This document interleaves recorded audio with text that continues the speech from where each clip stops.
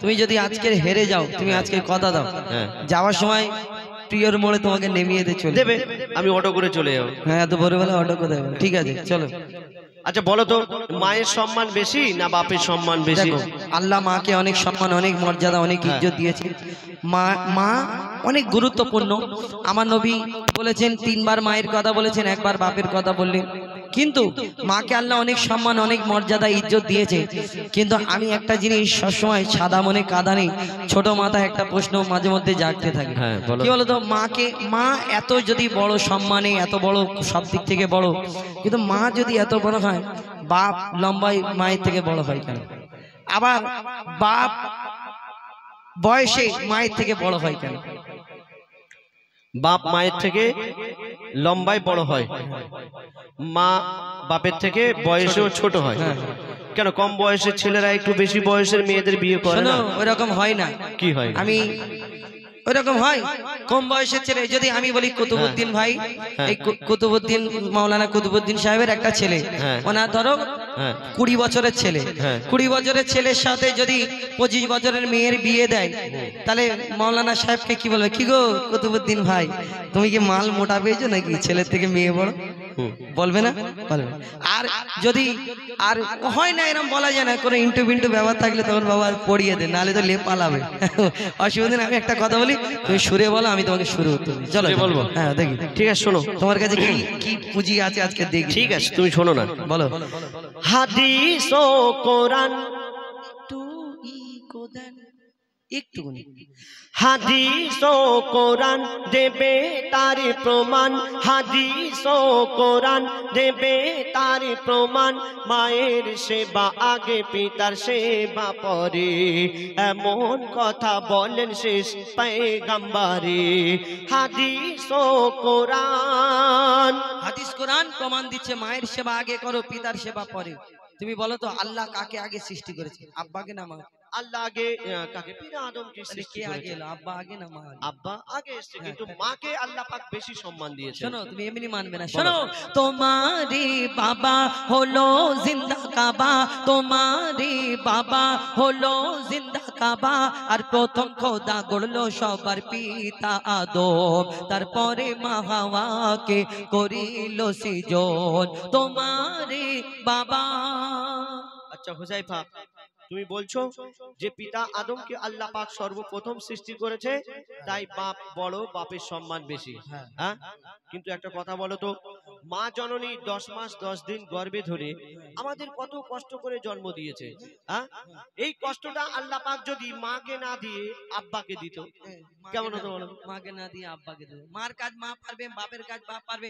মায়েদের বলো, মায়েদের কাজ রান্না বাড়া করা, বাচ্চা কাচ্চা সামলানো। তোমার মায়েদের বলো না, যাও জয়নগর এই নতুন হাটে গিয়ে অটো চালাও, পারবে না? রিক্সা চালাও, পারবে না? মায়েদের বলো গাছে ওঠো, ডাব ফাড়ো, পারবে? পারবে না। কিন্তু তোমার মায়েদের বলো যে আমি বলছি দাদা একটু ইকো বাড়িয়ে দাও, বাড়িয়ে দিচ্ছে। বেশ বাড়িয়ে দাও, বাড়িয়ে দিচ্ছে। তোমার মায়েদের বলো একটু বেশ বাড়িয়ে দাও, এমন বেশ বাড়বে অনুষ্ঠানের বেশ শেষ হয়ে যাবে, অর্থাৎ অনুষ্ঠান পুরো ঝম্প হয়ে যাবে। অর্থাৎ মায়ের কাজ মা পারবে, বাপের কাজ বাপ পারবে। তুমি বলো, শুরু করো। মায়ের কাজ মা পারবে, বাপের কাজ বাপ পারবে, তাই তো? কিন্তু হুযায়ফা শুনে রাখো, আমি বলছি বাপের কাজ মা পারবে, কিন্তু মায়ের কাজ বাপ পারবে না। কেন শুনবে? এখন যদি আমার মায়েদের বলি, মা গো একটু বেশ বাড়িয়ে দাও, ইকো বাড়িয়ে দাও, ওনারা জানে না তাই পারবে না। কিন্তু আমার মায়েদের যদি প্র্যাকটিস করানো যায়, আজ না হয় 1 মাস 2 মাস 3 মাস পরে বেস লেভেল কি আছে সব বাড়াতে পারবে। মায়েরা চাঁদের দেশে চলে যাচ্ছে, সামান্য ইকো বাড়াতে পারবে না। কিন্তু দাদাকে যদি বলি, দাদা তুমি একটা সন্তান জন্ম দাও তো, কি হবে? আচ্ছা, খালি উল্টো পাল্টা প্রশ্ন করলে হবে? হবে না। সুরে বলছি, শোনো। বলো দেখি। কত যাতনা সহিল গর্ভে তোমার ধরে, কত যাতনা সহিল গর্ভে তোমার ধরে, রক্ত মাংস খেয়ে বাঁচলি মায়েরই উদরে।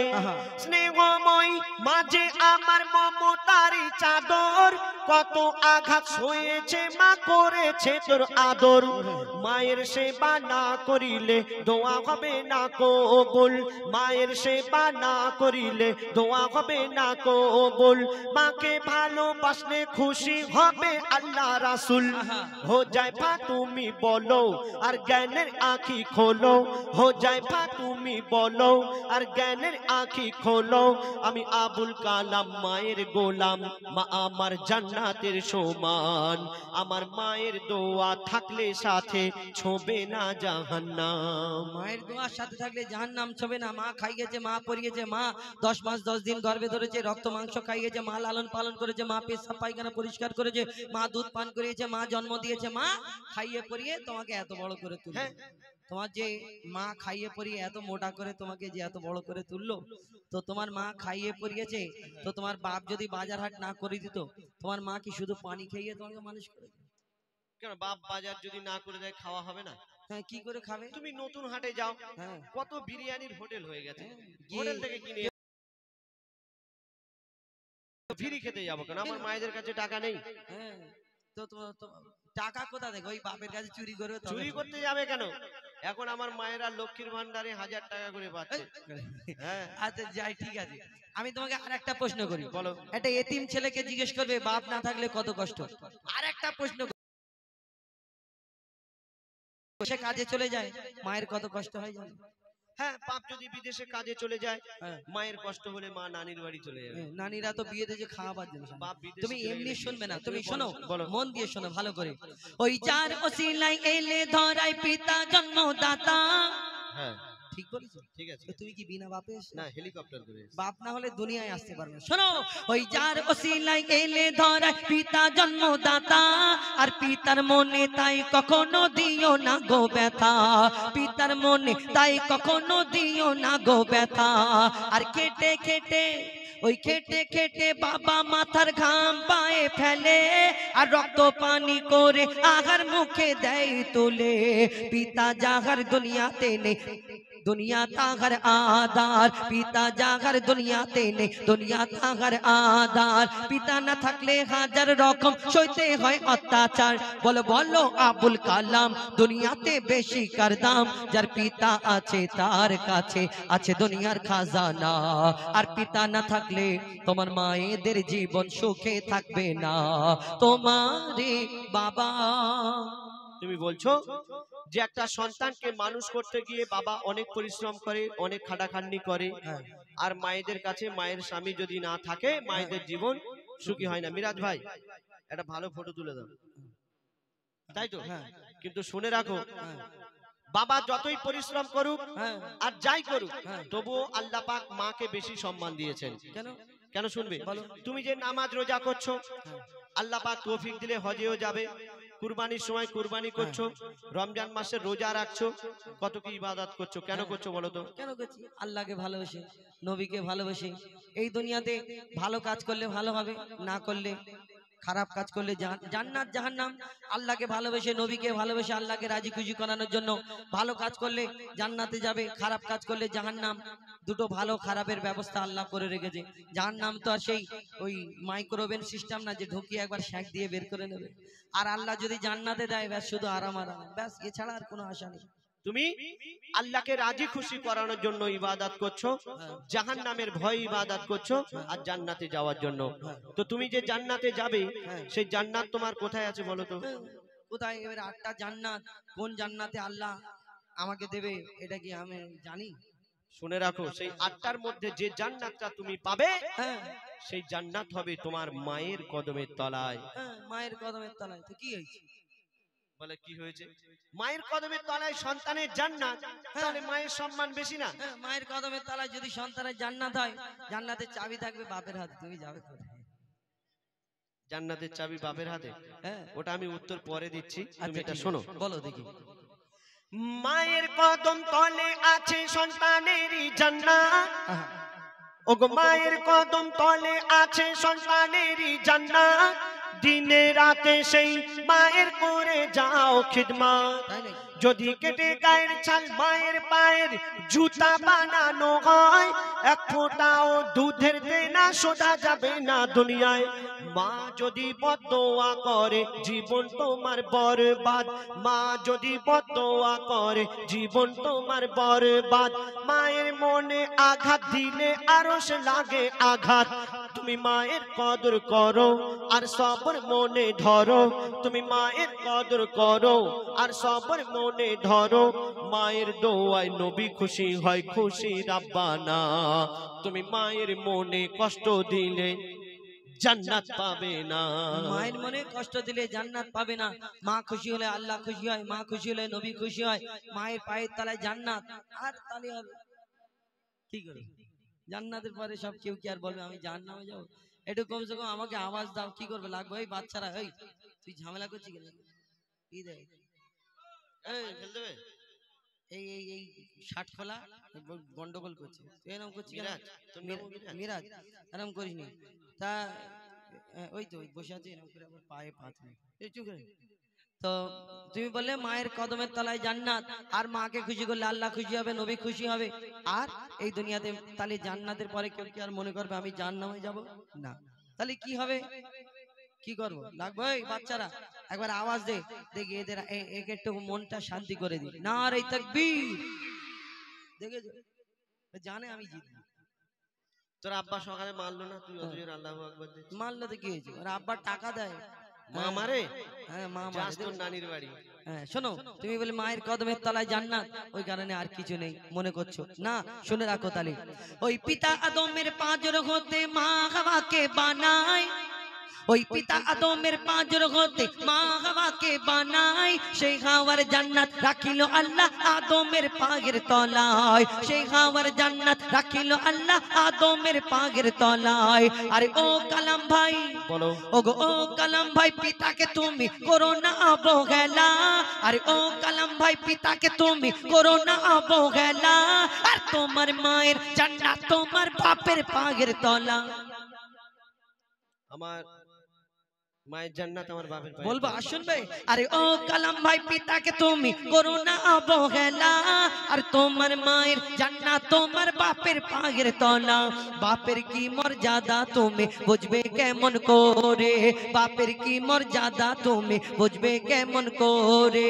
বাপ কি জিনিস জিজ্ঞেস করো এতিম ছেলেকে ধরে, যারা আজকে পিতা হারা তার দুনিয়ায় বেসাহারা, তাই পিতার মনে তুমি কোনোদিন দুঃখ দিও না।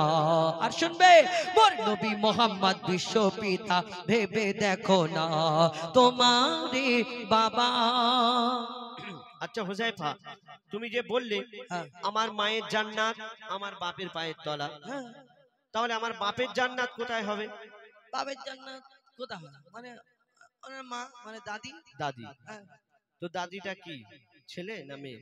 দাদিটা মেয়ে, তো কি হয়েছে? তাহলে সে তো মায়ের দিকে চলে যাচ্ছে। কি মৌলানা সাহেব ধরবো কে নাকি? যদি মেয়ে, ঠিক আছে মেয়ে, হ্যাঁ কি হয়েছে দেখেন, যদি দাদিটা মেয়ে হয় আর হ্যাঁ। দাদার সঙ্গে দাদির বিয়ে না হলে দাদি হতো? দাদিটা যে হয়েছে, দাদার সঙ্গে যদি দাদির বিয়ে না হতো দাদি হতো কোথা থেকে? অন্য জনের ঘরে মেয়ে হয়ে পড়ে থাকতো নাকি? তারপর তোমার কি যে আছে? কি আছে?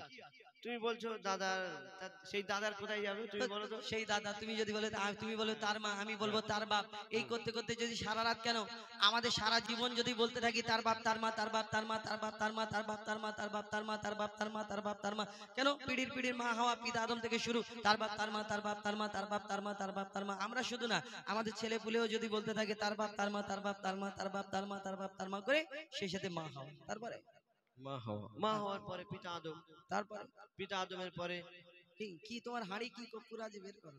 শোনো, আমি তুমি আজকে ধরা পড়ে গেছো? না ধরা পড়িনি, আজকে যদি আমি ফের কর্পূর বের করতে যাই, এখন 2টো বাজে, সকাল হয়ে যাবে, কর্পূর বের করে লাভ নেই। শোনো, কি শোনো, আমি কি বলছি শোনো। হাঁড়ি কর্পূর শেষ? না, আমার শেষ হয়নি, আমি বের করলে তোমার কি বলে এই নবপল্লীতে তোমার ভাঁড়টা ওই খেজুর গাছে বেঁধে চলে যাবে। আচ্ছা ঠিক আছে, জয়নগরের মোয়া খাও তো তুমি খুব। শোনো, ও হুজাইফা আমার মনে হয়, ও হুজাইফা আমার মনে হয় এই ঝগড়ার শেষ হবে না। বাপ মা ছাড়া কোনো সন্তান দুনিয়াতে আসে না। লাইনে এসে আব্বা মা দুজন গেলাম, শুধু মা মা করলে হবে না। শোনো, আরে ও কালাম ভাই পিত, এবার তুমি সোজা রাস্তায় এসো, আর তোমার হাঁড়িতে কর্পূর নেই তাই ফাঁকা চেয়ারে বসো। আরে ও কালাম ভাই এবার তুমি সোজা রাস্তায় এসো, ঝগড়া ঝাঁটি শেষ করে শেষের দিকে এসো।